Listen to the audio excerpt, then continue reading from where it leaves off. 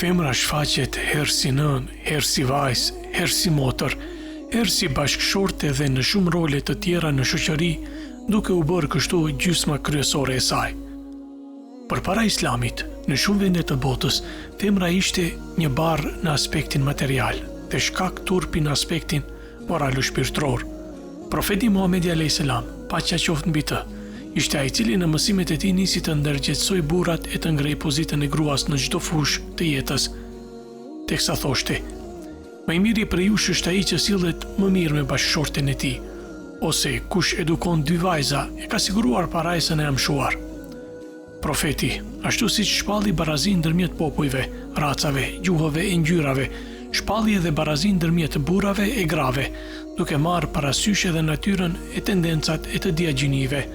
Kështu gruaja rifitoi atë dinjitet që Zoti i ka dhënë çdo njeriu. Gruaja ka një pozitë të veçantë në Islam. Kur profeti filloi të njoftonte njerëzimin për fenë së drejtës, njeriu i parë që besoi ishte një grua.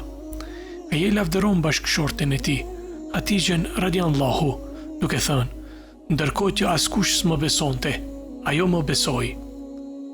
Omeri i Madh, kalifi i dytë pas profetit Muhammed, paqja qoftë mbi të, do të hishte kur një grua, e cila dëgjonte ligjëratën e tij, do t'i bënte një vërejtje në lidhje me një nga çështjet që ai në fakt e dinte shumë mirë. Sipas Islamit, nuk ka asnjë dallim midis burrit dhe gruas në besimin ndaj Zotit dhe bazave të fesë, në njohjen e urdhrave dhe këshillave të krijuesit në lidhje me këtë botë dhe përjetësinë.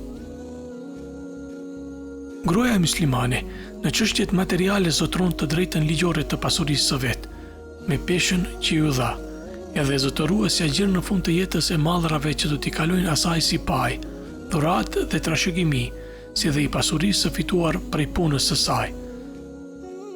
Islami jep gruas të gjitha të drejtat politike dhe shoqërore, që gëzon edhe mashkulli. Ajo përfiton të gjitha privilegjet që më përpara ishin të caktuara vetëm për gjininë mashkullore, përveç çështjeve materiale. Barazia gjinore shtrihet edhe në sferën shpirtërore. Kështu Islami ia dha dinjitetin, nderin dhe vetbesimin që i ka munguar gruas për shekuj të tërë. Kurani i Madhërisëm e kurorëzon femrën në pozicionin të barabartë me burrin dhe nënvizon barazin shoqërore e shpirtërore në mënyrë të përsëritur. Feja islame ka dashur ta mbrojë gruan, t'ia shtoj vlerën dhe të provojë se ajo është një njeri i denjë për respekt. Ajo mund të punojë në çdo ambient të përshtatshëm për të.